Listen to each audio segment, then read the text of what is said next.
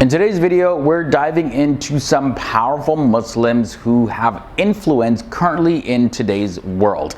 Hey guys, what's happening? Welcome back to FTD Facts. My name is Leroy Kenton, and the Muslims that we're going to feature in this episode come from different parts of the world and all have had influence in some capacity. Some are world leaders, some are activists. So let's get into this episode. Be sure to watch from 10 to number 1 so you don't miss any of these powerful, influential Muslims. Number 10 brings us Malala Yousafzai.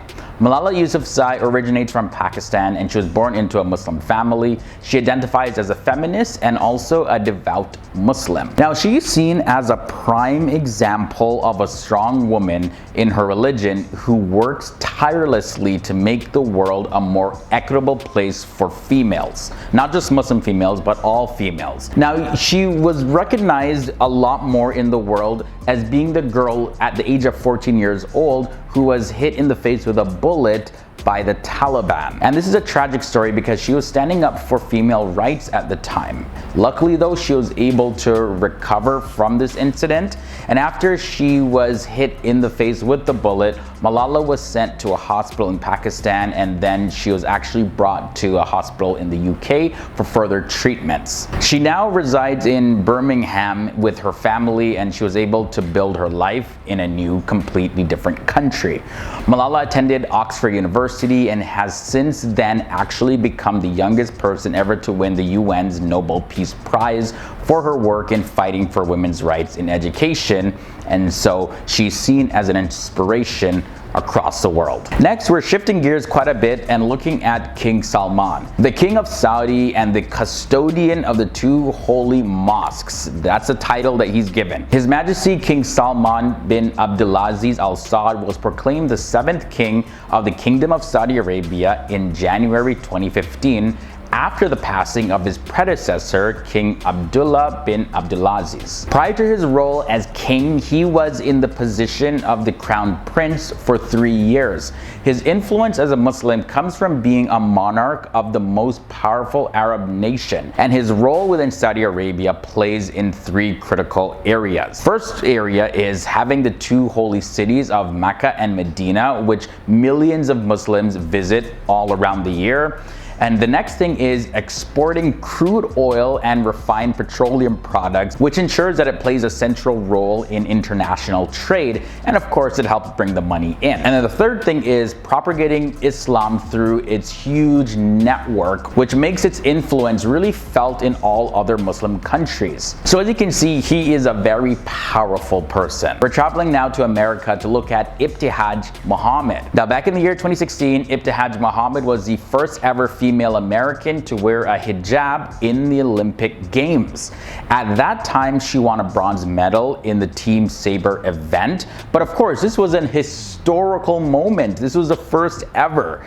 She has been quoted as saying, "I speak English, I like wearing bright colors, I'm athletic, and I'm on Team USA."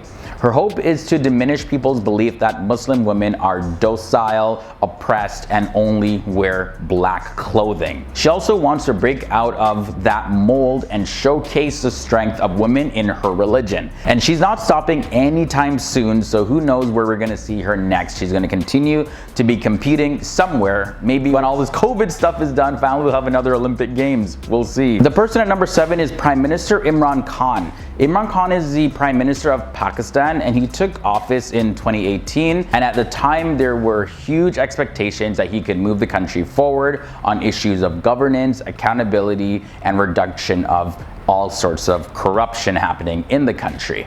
Now, his role on the international stage is quite a big task because Pakistan, of course, is a major player in international relations across the globe. Even many non-Muslims, they know that he was actually an international cricket star and the captain of Pakistan's national cricket team before entering into politics. Number 6 brings us Dr. Amer Khalid. He's a preacher and social activist. His influence in the Islamic world comes from his work as a televangelist. He has been doing this work since 1998, so quite a while. He's very experienced in this.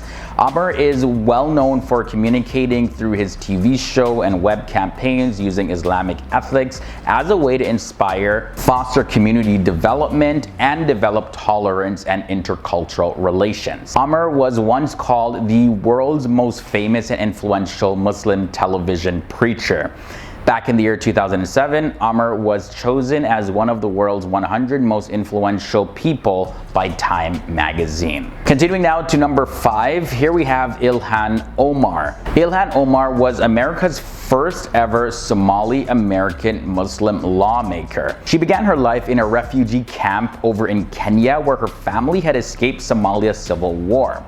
And then from there, she immigrated to the United States in the year 1995, and she was thrown off by the country's inequalities. She was thinking in her mind, America, everybody's equal, right? But that wasn't the case. That wasn't her experience coming into the country. And it was her grandfather who actually was the one to convince her to enter politics if she wanted to see a change in the world. And he urged her to run for office in order to help other people. And then fast forward now to the year 2016, she was elected to the Minnesota House of Representatives, where she brings, and I quote, a perusal perspective to Americans' heated debate about admitting immigrants and refugees. Next up, we're going to talk about King Mohammed VI. King Mohammed VI is actually a direct descendant of the Muslim prophet Muhammad. His family has ruled Morocco for about 400 years or close to it. Now, he has huge influence in the religion of Islam, and he really influences domestic reform policies, and he also pioneers efforts in modernizing Morocco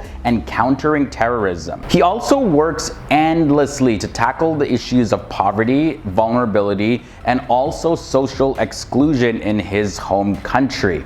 He has even done quite well at improving Morocco's foreign relations. It's also said that King Mohammed VI influences the network of Muslims following the Maliki school of Islamic jurisprudence and is a leading monarch in Africa. We're going to be talking about Keith Ellison next, and he was the first Muslim ever to serve in American Congress. In 2006, he was sworn into office under the oath of the Quran. Most people are swearing on the Bible. But no, he was sworn in with the Quran. And Keith recalls this moment as one of the most memorable days of his entire life.